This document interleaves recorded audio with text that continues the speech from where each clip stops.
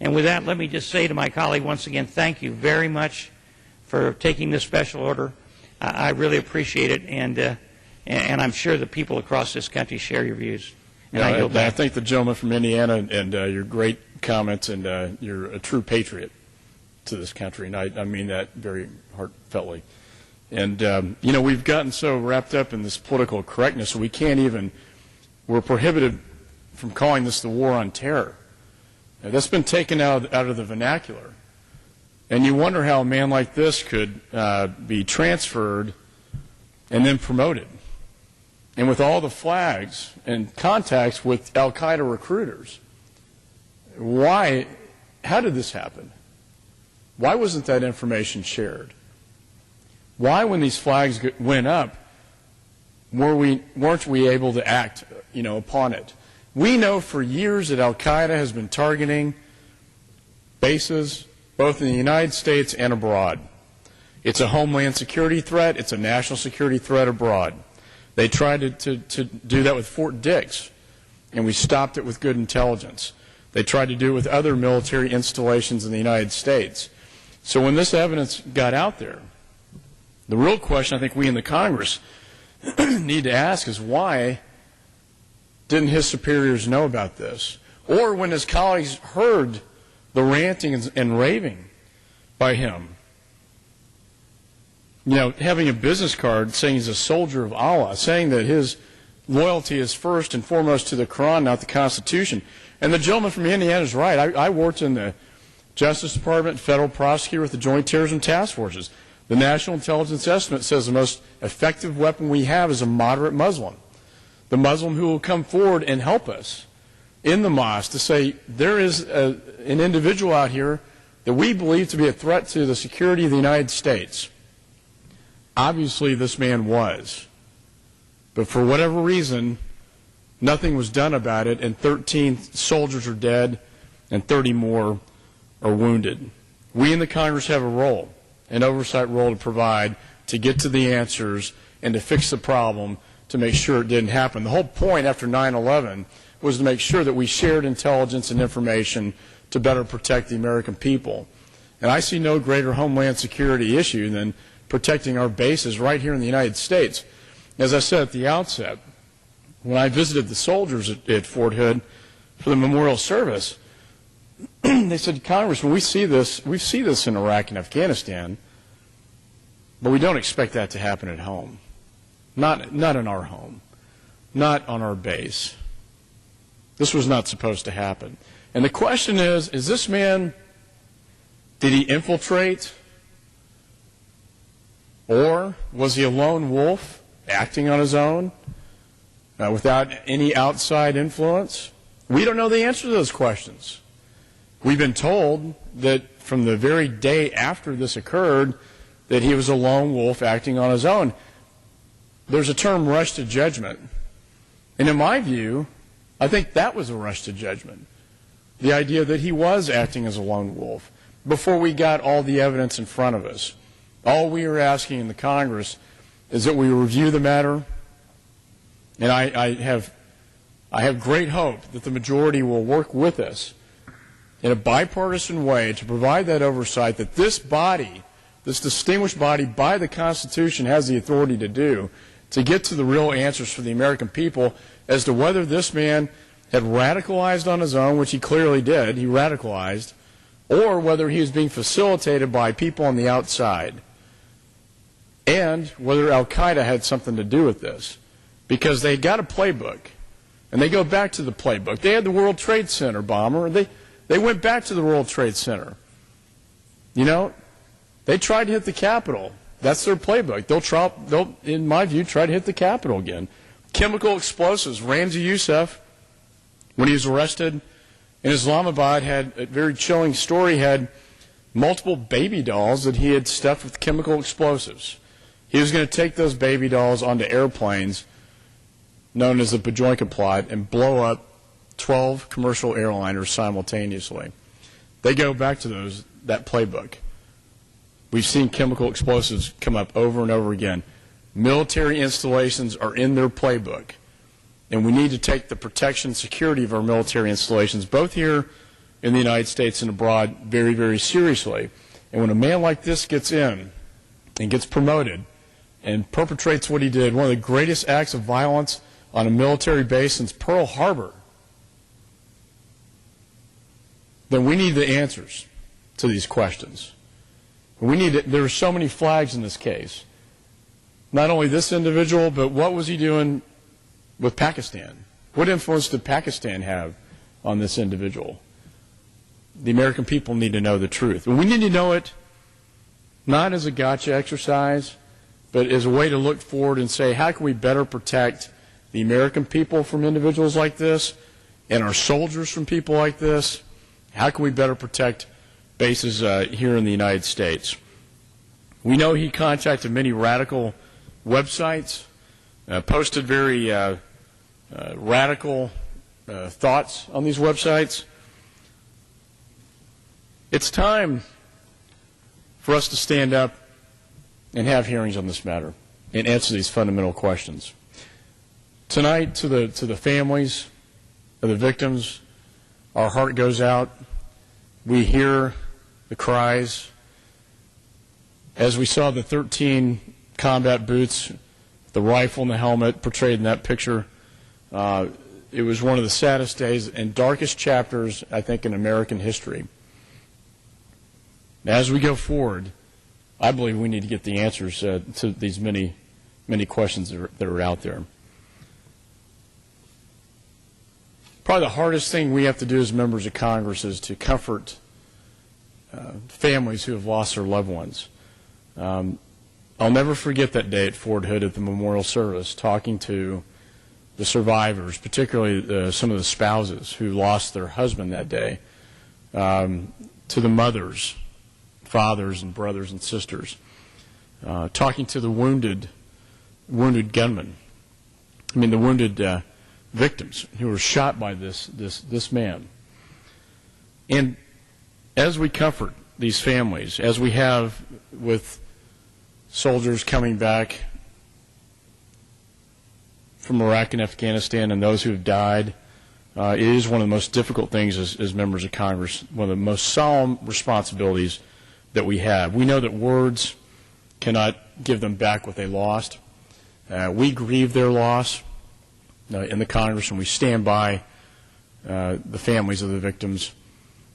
And with that, just let me say God bless them. I know we have another colleague from Texas who I know is here, and when he is ready to speak, I'd like to yield to my good friend from Texas. Okay, well then I will reclaim my time and yield to the gentleman from Indiana. Well, I just hope that all of our colleagues who are in their offices tonight or maybe watching this special order on television will join with you and the other sponsor of the bill from Texas, our colleague, and push as hard as possible for hearings here in the Congress of the United States. We have in this body subpoena authority. And the only thing that can't be brought before a committee is something that's top secret classified. And if that is not the case, then we have the authority to subpoena documents and evidence to bring this issue before the Congress, a number of committees here. And I think it's important that people like you and all of our colleagues ask the White House to relent and let us have these hearings, which I think are extremely important because the American people want to know about this, because everybody's concerned about the terrorist threat that we face in this country. So the president can claim executive privilege, and if he does that, then of course they can block us from having a hearing. But even if he does that, they have to prove that there's a reason for executive privilege. And we have subpoena power here in the Congress of the United States. And so the committee chairman of these various committees, if it isn't something that's top secret or highly classified, they can subpoena this information and bring it before the Congress. And I hope that you and the rest of our colleagues will do everything possible, I know you will, everything possible to make sure the American people know everything that happened and everything that led up to this tragedy. And once again, thank you very, very much for taking this special. And I thank the gentleman from Indiana again. Reclaim my time. I think, and as I think I speak for most Americans, we do not want to see this thing swept under the rug. We don't want to see the rush to judgment that it was the act of one man, and perhaps it was, but the American people need to know the truth, and they need to know who he's talking to. And when the reporting came out that he's talking to the top al-Qaeda recruiter in Yemen by emails, and that there were communications with Pakistan, that raises big flags in this case. We cannot ignore that. It is our constitutional duty to ask the tough questions, to get to the bottom of this case, so that the American people, through their representatives, can find out what really happened that tragic day on November the 5th. And if we don't do that, and if the majority does not want to do that, and bows to the president and his request, I think we are being derelict, in our responsibilities. Again, this is a man who placed his allegiance more to the Quran than the Constitution, in his own words. Son of Allah on his business cards, dressed in the Pakistan garb, classic with the suicide bomber techniques, to will your possessions away, wear the dress the morning of. I think he fully expected not to survive the incident. He did, and the best evidence we have is inside his head. Of course, the first thing he did was ask for an attorney, and he's not speaking. The same thing Khalid Sheikh Mohammed asked for was, when he first got arrested, Khalid Sheikh Mohammed was two things: I want a lawyer, and I want to be taken to New York City. And unfortunately, Khalid Sheikh Mohammed got his wish that day, because Khalid Sheikh Mohammed is going to be brought to New York now under the president's new guidelines. I think, getting to the bigger picture of all this, we are not, as we've taken out the act, war on terror, out of the vernacular, we are moving back to this Clinton era where these terrorists are treated not as enemies of war, but as criminal defendants. We are in a war, like it or not. We are in a war. We need to treat these people who mean to do us harm as enemies of war.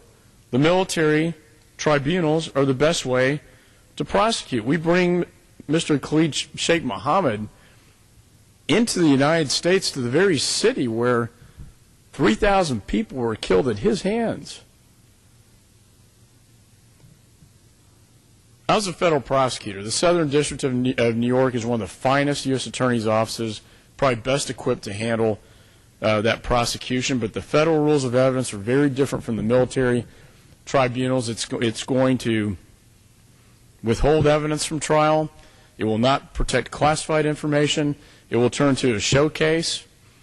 And as in the case of Moussaoui, whose computer records were ruled inadmissible, he got life imprisonment. Ramzi Youssef, the perpetrator of the 93 World Trade Center, got life imprisonment. Khalid Sheikh Mohammed deserves the death penalty. It was an act of war. Now, I don't know if the administration is saying that, basically saying that the war on terror is over. It's over. So let's just go ahead and bring these people in and treat them like criminal defendants. But I think they are making a serious mistake, not only in compromising the prosecutions of these terrorists, but bringing them into a city that has been a target for quite some time. It's only going to heighten the state of alertness in New York City and become a mecca for jihadists around the world to come to New York to see the spectacle of a show trial. They ought to be tried in Guantanamo. Guantanamo never should have been closed, or the order should never have been sent out to close it. And a military tribunal is best equipped to prosecute these individuals. Just let me say, I don't know if the gentleman from Indiana has any more remarks, but in closing, we've been dealing with the health care legislation, very important for the nation, but we were struck by a heavy blow last week, November the 5th, at Fort Hood. Never expected it to be one of our own. Never expected an act of treason on that level, killing 13 soldiers and wounding 30 others, firing off 100 rounds, yelling out Allah Akbar, talking to known al-Qaeda operatives in Yemen and possibly Pakistan. There are too many questions in this case, too many red flags, and the American people deserve the answer. And we in the Congress, I know my good friend from Indiana stands with me, we're not going to sit back and follow the orders of this president to stand down and not exercise our constitutional responsibility. There is a separation of branches of government under the Constitution for a good reason, so that the executive branch can't sweep things under the rug, so that the American people, through their representatives, can find out what really happened. The American people deserve the truth in this case. They deserve hearings, a full investigation, and the truth to come out. I commend our great fighting men and women. I've had so many constituents who have gone through Fort Hood on their mission to Iraq and Afghanistan.